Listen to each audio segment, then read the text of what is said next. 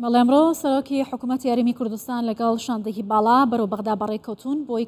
کاقسە لەسەر ماف و شایستەدارەیەکانی هەرێمی کوردستان لەگەڵ بەغدا بکەن. یاسپاکی هەرێمی کوردستان لەگەڵ ئەم دانوستانانەیدا زیاتر بۆ بەغدا دەردەکەوێت، بەڵام ئایا حکوومەتەکەی محەممەد شیع سوودانی و هەروەها پێک هاتێ حکوومەتەکەی تا چەندە دەتوانن پابەندی دەستور بن بە دەردی حکوومەتەکانی پێشووی عراق نەچن کە بەردەوام مافە دەستوریەکانی هەرێمی کوردستانیان پێشێل کردووە و ئەم سەردانە چەندە گرنگە لە ئێستادا بە تایبەتی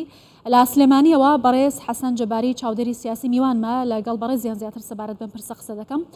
بەڕێز حەسەن جەباری ئەم کاتت باش، ئەمەیە بۆ چوونی بەڕێزت سەبارەت بە دەستپێشخەریەکانی هەرێمی کوردستان بۆ چارەسەرکردنی پرسا و پەسەردراوەکانی نێوانی لەگەڵ حکوومەتی عراق بزانم ئەم سەردانەی سەرۆکی حکوومەت بۆ بەغدا ئەمڕۆ چەندە گرنگە؟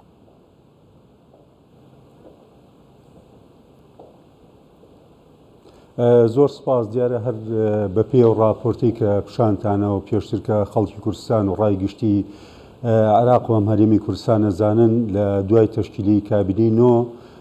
بەڕاستی هەوڵێکی تەواو درا و زەمینە سازی کرا و لەم دوایانێش زەمینە سازی هەبوو بۆی سەردانی وەفدێکی باڵا لە حکوومەتی هەرێمی کوردستان کە چوونە بەغدا وردەکاریان کرد. بۆیە پێم وایە ئەو زەمینە سازی کراوە، بەرەنجامی باشیە و دەرەنجامی باشی هەیە. ئەمڕۆ سەرۆکی حکوومەت کە سەردانی کردوون، سەردانی بەغای کردوون و هەر چوار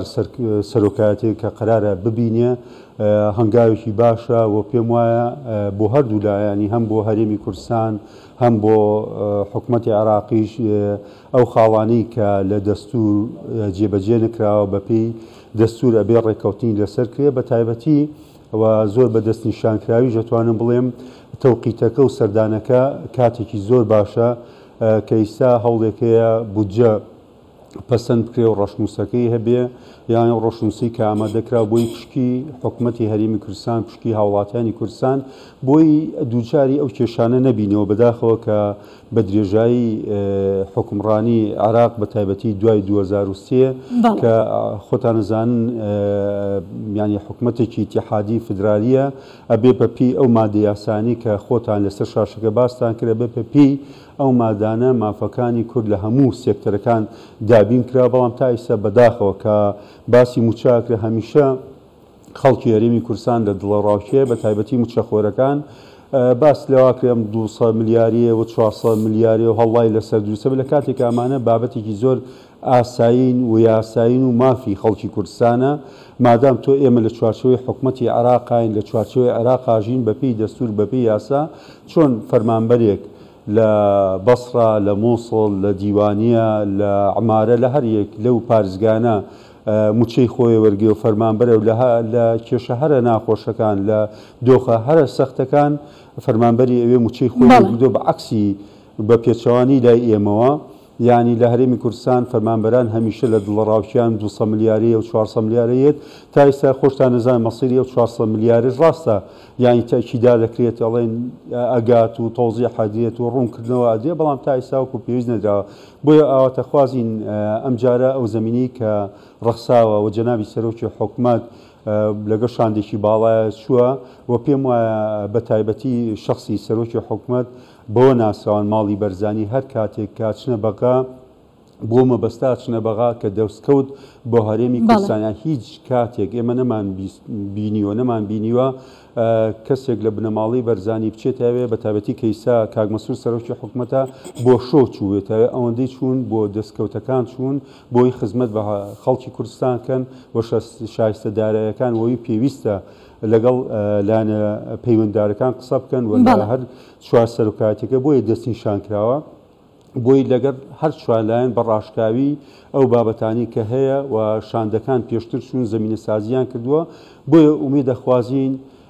ئەم جارە بەشی هەرێمی کوردستان لە بجا جێبەجێ کرێوەتر ئەو بابەتە کۆتایی پێبێ. باشە بەڕێز حەسەن جەباری پێتان وایە بۆچی هەر کاتێک کە باس لە پرسی بودجە و پشکی هەرێمی کوردستان و ماف و شایستەدارایەکانی دەکرێت پرسەکە بە سیاسی دەکرێت و ئاڵۆزیەک لەم نێوانەدا دروست دەبێت لە کاتێکدا وەکو ئاماژەتان پێکرد سەرۆکی حکوومەت و هەروە شاندەکانی هەرێم بەردەوام بەنیاز پاکیەوە داوای مافی سەرەتایی و سەرەکی حکوومەتی هەرێمی کوردستان دەکەن؟ من پێم وایە ئەو نیەتی حکوومەتی هەرێمی کوردستانیەتی ئەو کارنامەی هەیەی حکوومەتی هەرێمی کوردستان بە تایبەتی کابینەی زۆر ڕوون و ڕاشکاو بووە لەوەی کە بێوێ پەیوەندیەکی باش بە پێی یاسا بە پێی دەستور لەگەڵ حکوومەتی عراقا هەبێ ئەوەی ماوەتەوە لەسەر حکوومەتی عراقە کە بتوانێت ئەو مادە یاسایانە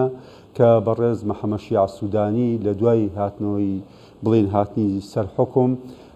بەڵێنی یاوە و گفتی داوە کە کێشەکان چارەسەرکە لە مۆزوعی مادەی 140 کە ئەوێ لەجانی بۆ دروستکە و هەوڵی بۆ بە و لە مۆزوعی شنگال و شایستە دارایەکەن بەڵام ئەوەی ئێمە تا ئێستا ئەیبینین و بەرچاومانەکەی ئەو نیەتە ڕەنگە نیەتی کەسێک باش بێ لایەنێک باش بێ بەڵام بە ئیش بە نیەت ناکرێت بە بڕای من کە بووی بە حکومە دەبێت بە لەسەر ئەساسی میکانزم لەسەر ئاسی موسسات و لەسەر ئاستی بنەمای یاسایی و دەستوری کارەکان بکەیت یانی تا ئێستا خەڵکی هەرێمی کوردستان هەستی نەکردووە ئەم سەرۆکوەزیرانە لەگەڵ ئەوەی کیان باش ڕەنگە ئەمە شوۆیەکی زیایی هەبێ ئەویان شوۆیەکی کەمتری هەبێ ئەویان قسەیەکی باش بکە بەڵام تا ئێستا وەکو پێویست خەڵکی هەرێمی کوردستان بە تایبەتی مچەخۆرانی هەرێمی کوردستان هەستیان نەکردووە وەکو فەرمانبەرێکی کەی پارێزگارەکانی کە بۆیە ومێ دەکەین ئەم جارە ئەم شەندە باڵایە ئەو زەمینە سازی کە کراوە کۆتایی بەم کێشە و گرفتانە بێنی بۆی ئێمە بچینە قۆناغێکیکە کاڵم ئێمە بچینە قۆناغێکە ینی هەموو عێراق بچێتە قۆناغێکە بە هەموو پارێزگاکانی و بە هەرێمی کوردستانیشەوە ئەتر بێین لەسەر مەسایلی کە قسە بکەین چۆن عێراق گەشە بکە لە ڕووی ئابووری چۆن هاوکاریکەین لە مەلەفی کوشتتوکاڵی چۆن هاوکاریکەین لە سەرجەم مەلەفەکانی کە چۆن بتوانانی ئەم وڵاتە ئێستا بەپێی ئاخری ئەحسایی کە هەیە وەزارەتی پلاندانانی عراقی خستێتی درو بە بەداخەوە ینی نزبەی هەژاری لە 5 لە عراق بەخۆی ئەمە کارەساتە یان وڵاتێکی دۆڵەمەند کە 115 میلیارد دلار داهات بێ لە ساڵی ڕابردووە تۆ بڵێ لە 25 ئەمە هاوکێشەیەکە لە هیچ دنیایەکە لە هیچ حکوومەتێکیە ئەم شێوازە هاوکێشەیە نیە تۆ پارەت هەبێ ئیمکانیت هەبێ سەرچاوی مرۆیی باش هەبێ سەرچاوی سروشتی هەبێ وڵاتەکەت هەژار بێ لەبەرەوە پێم وایە گرنگە ئەم حکوومەتە بەپێی بڵێ ئەگەر تەماشای پێکاتەی حکوومەتەکەی محەممەد شیع سوودانی بکەین پەیوەندیەکان لەگەڵ هەرێمی کوردستانیش هەڵبسەنگێنین کورد کەوتۆتە ناو تۆڕێکی جاڵجاڵۆکەی پەیوەندی ئالۆز لەنەو ئەم سیستمە سیاسی کە ئێستا حکوومەتەکەی سوودانی هەیەی بە تایبەتی لایەنە سەرەکیە پێکهێنەرە حکوومەتەکەی سوودانی کورد چۆن دەتوانێت سەنگی خۆی لەم نێوانەدا بپارێزێت ئایا حکوومەتەکەی سوودانی دەتوانێت هاوسەنگی خۆی لەگەڵ کورد و ئەو کوشارانی لەسەری هەیە لەلایەن لایەنەکانەوە بپارێزێت ئەمەی لێ چاوەڕوان دەکرێت من زۆر بە ڕاشکاوی باسیەوەکەم حکوومەتی هەرێمی کوردستان ڕاست و ڕەوان و ڕاشکاوانە لەسەر ئەساسی یاسا و دەستور تەعامل لەگەڵ حکوومەتی عێراقیەکە حکوومەتی عێراقی تا ئێستا بە ڕاشکاوی ئێڵێم لەناو معادلە و هاوکێشەیەکی نێودەوڵەتیە خۆی ساغ نەکردو دەبۆیە تووشی قەیران لە دوای قەیرانە بێ یعنی بەڕاستی ئێستا ئەوەندەی هەژمونی ئێران بەم لە حەزەیەشەوە زاڵە بەسەر ئەم حکوومەتە کە نەیتوانی خۆی دەرباسکە لەم هەژمونە بۆیە ئەبینی قەیرانی ئیسا دراو هەیە قەیرانی مۆزوعی دۆلار مۆزوعی بەرزبوونەوەی نرخی دۆلار یان بە بەراورد لەگەڵ دراوی عێراقی ئەمە شەگەڕێتەوە بۆچی بەڕاستی ئەوەیە ئەمریکیەکان هەستیان کردووە کە ئەم حکوومەتە تا ئێستانی نەیتوانی هاوسەنگیەک لە عیلاقات و پەیوەندیەکانە ڕابگرێ واتە نەیتوانیەوە ینی ئەوەندەی نزیکە لە ئێرانەوە ئەوەندە نزیک بێت لە وڵاتە ئەوڕۆپیەکانەوە نزیک بێت لە ئەمریکاوە بۆیە تا ڕادێک بەنکی فدرالی ئەمریکیش تەدەخلی لە مۆزوعەکەوە هەستی کردووە لە ڕووی داراییەوە ڕاستە ئیمکانەتی حکوومەت زیای کردووە داهاتی زیای کردووە احتیاطێکی باشی هەیە بەڵام ئەوەندەی لە خزمەت ئەجندەی دەرەکیە ئەوەندە لە خزمەت خەڵکی عێراقانی وەکو باسی بۆیە ئەبێ ئەم مەسارە بەپێی پلانێکی استراتیژی حکوومەتی عێراق کار بکە بۆی نزیک بێ لە عیلاقاتە دیبلۆماسیەکان لە هەموو وڵاتەکان وەکو یەک واتە سیادەی عێراق سەروەریی عێراق پێگەی عێراق کە هەرێمی کوردستان بە ئاراستەیەکی باشەیەوێ ئەو ئیشانە بکە ئەبێ هاوسەنگ بن لەم عیلاقات و پەیوەندی و دیبلۆماسیە بۆی مەردوودەکەی لە ڕووی ئابووری لە ڕووی دیبلۆماسی لە ڕووی سەقامگیری باشتر بێەوە خەڵک هەستکە کە ئەو داهاتە زۆرەی عێراقیەتی بۆ خزمەتی هاوڵاتیانە نەکو هەستکە داهاتێکی زۆرمانەیە احتیاتێکی زۆرمانەیە بەڵام شایستە دارایەکان وەکو پێویست ناگاتە هەرێمی کوردستان و خەڵکی عێراقیش لەلایەکیکەوە ئەوانەی لە بڵین لە حافەزەکانی کە لە پارێزگاکانی کاژین ڕاستە موچیان هەیە بەڵام خزمەتگوزاریان نیە بەڵام هەژارن هەندێک لە سا 25ەکەشی تێپەڕ کردەوە تێپەڕیەوە ینی وەزعی هەژاری لەبەرەوە ئەم ئاراستەیە بەچی ئەگۆڕێ بەڕاستیە بێ عەقڵی موەسسەساتی و بەرنامە هەبێ و استراتیژە بێ پێم وایە ئەگەر جۆر لە هەرێمی کوردستان بگرن هەرێم هەنگاوێکی باشی بڕیەوە ئەتوان هاوکارێکی باش بن و جۆرێک لە تەنسیق و هەمانگی باشتر هەبێ بۆ ئایندەی هەموو عێراق لەو چوارچێوەش هەرێمی کوردستان بتوانێت ئەو مافانی کە هەیە بە تایبەتی لەسەر و بەندی بودجانی سا جێبەجێ بکاو بیچەسپێنە بۆی جارێکیکە ئەو غەدرە لە خەڵکی هەرێمی کوردستان دەکرێتەوە. بەڕێز حەسەن جەباری ئەمەوێت لە ڕوانگەیەکی دیکەوە ئەم بابەتە پەیوەندیەکانی نێوان هەولێر و بەغداد تەماشا بکەین بۆ پێیکە گوشارێکی هەرێمی و هەروەها وڵاتانی ئیقلیمی و گوشارێکی دەرەوە لەلایەن ئەمریکاوە لەسەر حکوومەتەکەی سوودانی هەیە. ئایا ئەم حکوومەتە تا چەندە دەتوانێت لەگەڵ هەموو ئەم گوشارانی کە لە سەرەتی بکەوێتە سەر پێی خۆی؟ ئایا سوودانی توانای ئەوەی هەیە بە دەردی حکوومەتەکانی پێشووی عێراق نەچێت؟ کورد چ ڕۆڵێکی لەم حکوومەتەدا دەبێت ئەگەر بەپێی دەستور مامەڵی لەگەڵدا بکرێت؟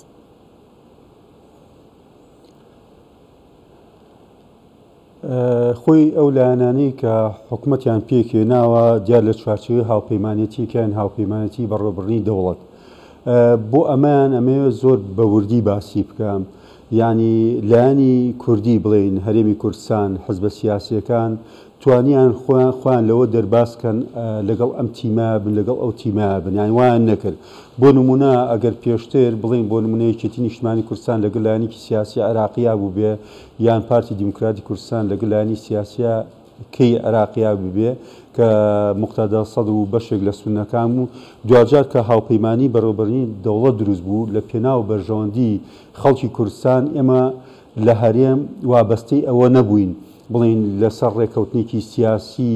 بڕۆین و خۆمان وابەستەیەوەکەین و بەرژەوەندیەکانی خەڵکی کوردستان بەجێبێڵن بەعکسەوە لە پێنا ئەوەی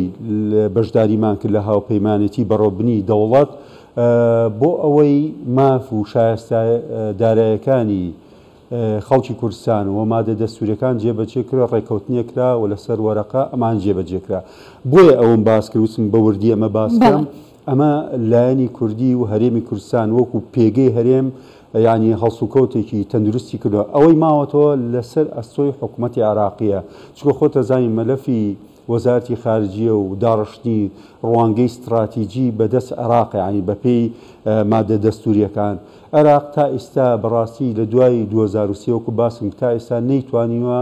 خۆی دەرباسکە لەوەی کە هەژمونی ئێران دەرباز بێەوە ئەو هینە نەمێنێ ینی ئەوەی کە خەڵک بە ڕوونی ئەمە ببینێ بۆیە ئەمێنێتەوە حکوومەتی مەحەمەد شیع سوودانی چۆن تەسەڕفەکە چۆن هەڵسوکەوتەکە ئایا ئەتوانێت بە ژیرانە وا بکە ئەم حکوومەتە خەڵک وای نەخوێنێتەوە کە لەسەر سێبەری ئێرانە ئەم حکوومەتە نزیکە لە ئێران ئەم حکوومەتە ئەتوانی هاوسەنگیەکان ڕابگرێت چکە تا ئێستا دیارە بە تایبەتی بۆ ئەمریکیەکان ئەوە ڕوون نەبووەتەوە بۆ ئەمریکیەکانیش کە فشارێکی بە ڕاشکاوانەیەڵن کە فشارێکی زۆر لە عێراقەکەن ئەو فشارەیە کە حکوومەتی عێراقی بە ئاگا بێنەوە بڵێن تەنیا نابێ لەگەڵ لایەنێک پەیوەندی تەبێ بۆیە پێم وایە لە ڕووی سیاسیەوەندە ئێستا کێشەکانی حکوومەتی عێراقی کێشەی نێودەوڵەتی و سیاسین ئەوەندە کێشەی دارایی نییە تۆسی کە داهاتێکی باشەیە و هاتاکو لە ڕووی سەرچاوی مرۆیی ئەگە بێوێ ئیسفادە لە هەموو خبرە و توانایە بکە کە عێراقەتی بە کورد و عەرەبەوە توانێ شتێکی باش تەقدیم کە شتێکی باش بکە بۆیە پێم وایە ئەکەوێتە سەرشانی حکوومەتی عێراقی مڕاجعەیەکی خۆی بکاتەوە بە تایبەتی دەرفەت هەیە بە تایبەتیش لەوەی کە پارێکی باشی لەبەردەسایە و دەرفەتیش هەیە ینی ئەتوانێم ئەم دەرفەتە بخۆزێتەوە علاقاتەکانی تەرتیب بکاتەوە پەیوەندیەکانی باش بکاتەوە دوور بکەوێتەوە لەوەی هەژمونی وڵاتێک زاڵ بێ بەسەریە چونکە ئەم هاوپەیمانی بەڕێوەبردنی دەوڵەت وا سەیرەکە هەمانجی باڵا دەستێت ئەمەژت بە خاڵێکی گرنگ کردمانوێنەوە نزیکە لە ئێرانەوە ئەو پێکهاتانەیە کە وەکو ئێستا باستان کرد حکوومەتێکی تاوافقی شەراکەتیە بەڵام زۆرینەی پێکهێنەری ئەو حکوومەتە لایەنە شیعە باڵا دەستەکانن کە پێشتری شڕۆڵیان لە ناسەقامگیری و ئارامی لە عراق هەبووە بەڵام ئەمەیە ئەو بپرسم لە حکوومەتەکانی پێشووتری عراقدا مافی هەرێمی کوردستان لە بودجە جێگیر کرا پرۆژەیەسێ بودجە پەسەند کرا لە سەدا حەفدەی پشکی هەرێمی کوردستان هەبوو بەڵام بینیمان کە حکوومەتەکەی مالکی و حەیدەرابادی چۆن مامەڵەیان لەگەڵ بەشی هەرێمی کوردستان کرد و چۆن پشکی هەرێمی کوردستانیان بڕی ئەگەر بە هەمان ئەقلیەت مامەڵە لەگەڵ کورد بکرێت ئایا کاری کورد لەمە سەختتر نابێت؟ بەتاکی دێمە لە سەرتاشا باسمان کردمان ئەگەر عراق بتوانێت بە عەقڵی موەسسەساتی کارکە و لەسەر ئەساسی یاسا و دەستور کارکە ڕەنگە زۆربەی کێشەکان چارەسەر بێ ئەوەی خەڵکی هەرێمی کوردستان داوایەکە ئەوەی ئەمڕۆ سەرۆکی حکوومەت کە چووەتە بەغا دوای ئەو زەمینە سازی کە شاندەکانی کە کردیان لە حکوومەتی هەرێم سەردانی بەغایان کرد چەندین دانیشتیان کرد ئێستا دیارە گەیشتونەتە نەتیجەیەک ئەو نەتیجێ ئەوەیە ئێمە بێت لەبەر مەبنای ئەو مادە دەستوریانە خاڵ بە خاڵ لە هەموو ڕوویەکە لە ڕووی دیبلۆماسی لە ڕووی داری لە ڕووی دارایی ئەمە بکەین چکە ئەگەر تەماشاکەین بەڕاستی هەم حەیدەر عەبادی هەم مالکی دوو نمونەی زۆر خراپ بوون لە ئیدارەدانی دەوڵەتی عێراق بەڕاستی لە هەموو ڕوویەکەوە ئەنگەیشتە ئەوە عەبادی یعنی هەڕەشەی لە حکوومەتی هەرێمی کوردستانە کرد و تەدەخلی سەربازی کرد و پێشێلی یاسای کرد هەروەها مالکیش یعنی پێشێلی هەموو ئەو مەبادای یاسا و دەستوریانیان کرد بە چەکیش وەکو حکوومەتەکانی پێشووی عێراق یعنی وەکو سەردەمی سەدامی لات و بەڕاستی سەردەمی ئەو دوو کەسە دوای ئەوان ڕاستە هەوڵدرا بەڵام لەبەرەوەی تا ئێستا حکوومەتی عێراق نەکەوتۆتە سەر ڕێگە ڕاستی خۆی نەکەوتۆتە سەر ئەوە ڕاستەی کە بەرژەوەندی خەڵکی عێراقی لا مەطلب بێ کە کار بە عەقڵی موەسسەساتی بکە کە کار بەوە بکە یاسا و دەستور حەکەم بێ و بەڕاستی لەو نێوەندەیشە محکەمەی فدرالی گەورەترین کێشە و گرفتە لە بەردەم جێبەجێکردنی یاسا چونکە بە سیاسی کراوە لە زۆربەی کەیسەکان بینیمان چۆن بە سیاسی کرابوو لە هەمیشە لە بەرژەوەندی لایەنێکی سیاسی عێراقی هەوڵیایە نەکو لە بەرژەوەندی بڵێنە عێراق و حکوومەتی عێراق و گەلی عێراق ئەمە لەبەرەوە ئەبێت چارەسەریم گرفتانە کرێت بەپێی یاسا و بەپێی ئەو ڕێکەوتنە سیاسی کە کراوە لە بینی هەرێمی کوردستان وەکو هەرێمی کوردستان نەکو وەکو ئەحزابی سیاسی لە هەرێمی کوردستان ئەبێ هەمیشە بەو ئاراستەیە حزبە سیاسیەکان داعمی حکوومەتی هەرێمی کوردستان بکەن کە ڕێکەوتنەکان و پرۆتۆکۆلەکان و شتە تەندروستەکان لەگەڵ هەرێمی کوردستانە وەکو حکوومەت وەکو پێگە بۆی پێگەی خۆمان بچووک نەکەینەوە بتوانین مافەکانی خۆمان بە ئاراستەیەکی باش بە تایبەتی ئەم بودجێش زۆر باشە دەریەخە نیەتی محەممەد شیع سوودانی کە ئەمڕۆ ئیدارەی حکوومەتی عراقیەکە چەند نیەتی باشە لەگەڵ خەڵکی هەرێمی کوردستانە و چاوەڕێی باشەکرێت لەم کۆبوونانە لەم دیدارانە چکە زمینی سازی باشی دێکرا بەڵام ناتوانین بڵین ئەمە هەموو دەستکەوتەکان تا نەتیجەکانی نەبینی تا فەرمانبەری هەرێمی کوردستان نەتیجەکانی نەبینێ نەتیجەکانی چۆنە تا ئەوەی وردە وردە قەیرانەکان کەمکەینەوە کێشەکان کەمکەینەوە ئەو شکالاتەنەی هەیە نەمێنێ بەڕاستی لە بەردەم حکوومەتی هەرێمی کوردستان و لە بەردەم حکوومەتی عێراق چکەوەکو باسم کرد نیەت و ئیرادەیەکی زۆر گەورە هەیە لە هەرێمی کوردستان کە عیلاقات و پەیوەندیمان لەسەر ئەساسی یاسا و دەستور لەگەڵ عێراقا ڕێک بخێنەوە بچینە قۆناغێکی باشتر و خەمی ئایندەیەکی باشتر بخۆین بۆ خەڵکی عێراق بە گشتی و بە تایبەتی بۆ هەرێمی کوردستان. بەڵێ ئەوەی کە بەردەوام عێراق